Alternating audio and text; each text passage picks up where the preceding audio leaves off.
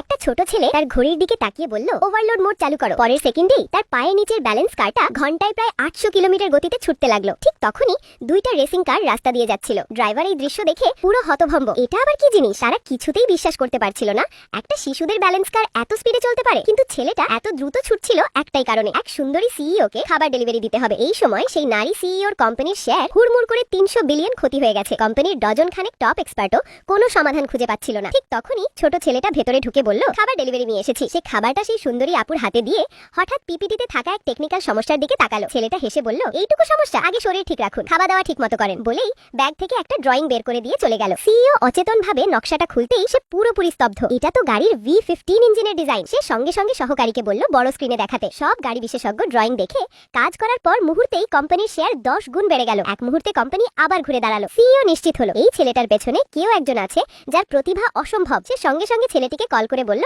যেভাবেই হোক তোমাকে আমার কোম্পানিতে লাগবে। কিন্তু সে জানতো না এই নকশাটা ছেলেটা নিজে বানিয়েছে। আসলে এই ছেলেটাই বিশ্বের নাম্বার 1 প্রতিভাবান। এমনকি কিয়োটো সায়েন্স একাডেমির ডিরেক্টরও তাকে নিজের প্রতিষ্ঠানে নিতে চেয়েছে। এরপর ছেলেটা বাবার ওয়ার্কশপে গিয়ে খাবার ডেলিভারি করে পাওয়া টাকা দিয়ে বলল, আমি তোমার জন্য একটা সুন্দর বউ ঠিক করে এসেছি। বাবা শুনেই রেগে গিয়ে বলল, ফাজলামি করিস না, আমার গার্লফ্রেন্ড আছে, তোর জিয়াং আন্টি। ঠিক তখনই ছেলেটার কানের হেডফোনে সতর্ক সংকেত বেজে উঠল। সে হাইটেক চশমা পরে বাড়ির ইলেকট্রনিক তোতা পাখির মাধ্যমে দেখে ফেললো জিয়াং আন্টি বাবাকে ঠকাচ্ছে। সে চেঁচিয়ে উঠল, এটা কি আমার দেখার মতো দৃশ্য? সে তাড়াতাড়ি বাবার হাত ধরে বাড়ির দিকে দৌড়লো, কিন্তু ফিরে গিয়ে শুধু জিয়াং আন্টিকে পেল। ছেলেটা তখন চশমা পরে বলল, শেয়াও হেই, সার্চ মোড চালু করো। এক মুহূর্তে পুরো ঘর স্বচ্ছ হয়ে গেল। সহজেই সে দেখে ফেললো এক ধনী ছেলে আলমারির ভিতরে লুকিয়ে আছে। ছেলেটা কৌশলে বাবাকে আলমারি খুলতে পাঠাতে চাইলো, কিন্তু জিয়াং আন্টি বাধা দিল। তখন ছেলেটা বলল, ঠিক আছে, ইলেকট্রিক মোড চালু করো। কিছুক্ষণের মধ্যেই ধনী ছেলেটা বিদ্যুৎ স্পৃষ্ট হয়ে কালো হয়ে গেল। সহ্য না করতে সে নিজেই আলমারি থেকে বেরিয়ে